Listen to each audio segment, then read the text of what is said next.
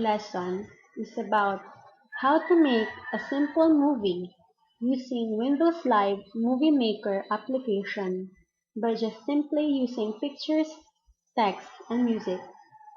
The first step is open the Windows Live Movie Maker application.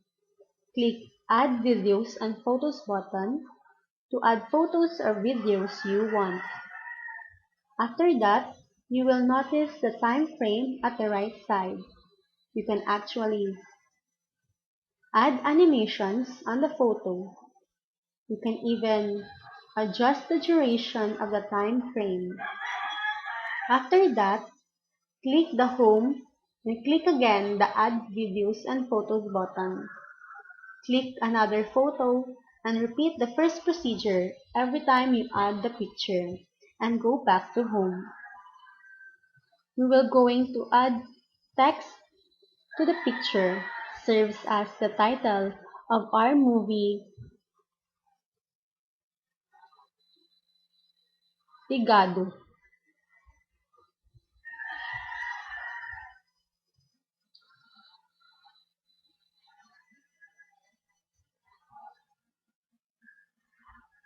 You can also change the background color and format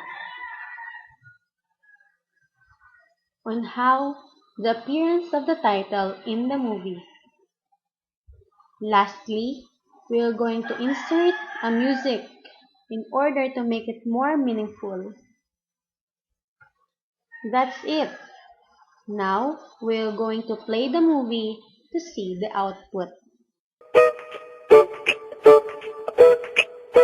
Nasa'yo na ang lahat, minamahal kita pagkat nasa'yo na ang lahat, pati ang puso ko.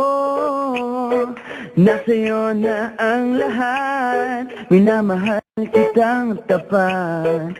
Nasa'yo na ang lahat, pati ang puso ko.